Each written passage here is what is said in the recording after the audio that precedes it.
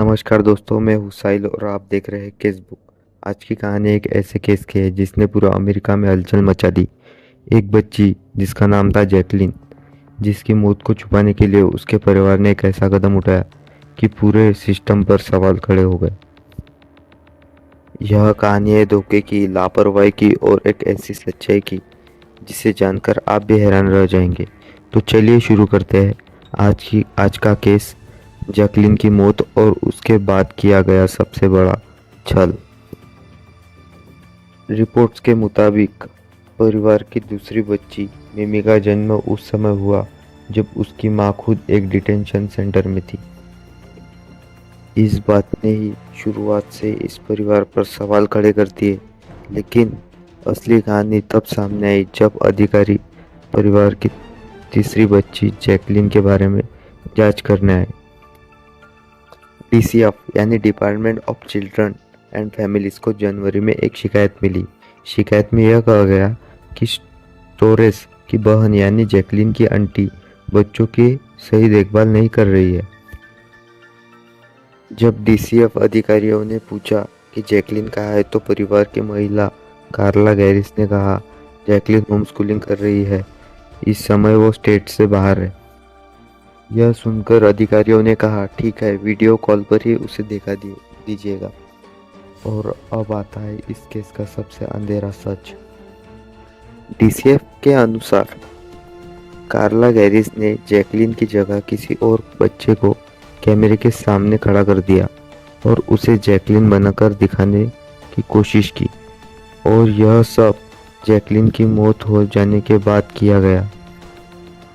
यह पता चलता है कि पूरा केस पलट गया।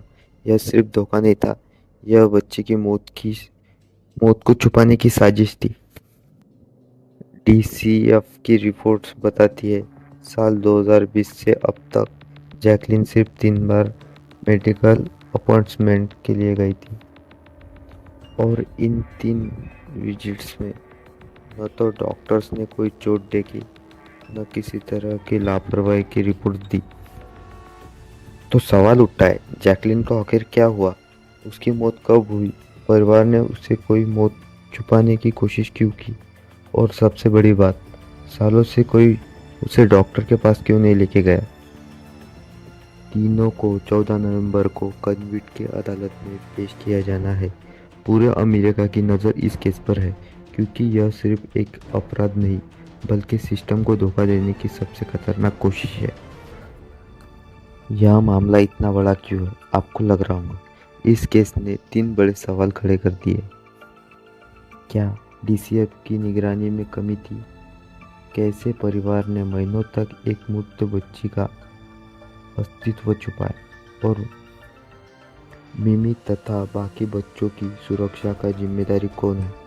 यह केस पूरी दुनिया को बताता है कि कभी कभी सच इतना दर्दनाक होता है कि उसे छुपाने के लिए लोग हदों को पार कर देते हैं।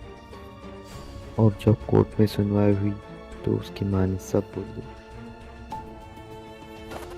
तो ये ऐसा हुआ कि पुलिस के हिसाब से जैकलिन मिमी टोरिस गैरिका की मौत 2024 के एंड के आसपास हो चुकी थी, मतलब 1 साल पहले।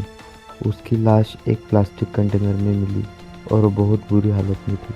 इन्वेस्टिगेशन से पता चला कि मिमी को लंबे टाइम तक टॉर्चर, नेग्लिजेंट और भूख से परेशान किया गया था।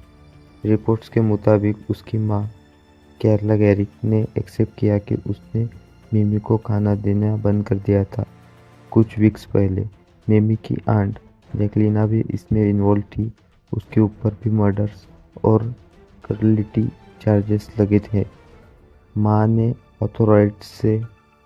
अथॉरिटीज को झूठ बोला कि मिमी होम स्कूल कर रही है और स्टेट से बाहर है, जबकि बच्ची घर पर ही मर चुकी थी।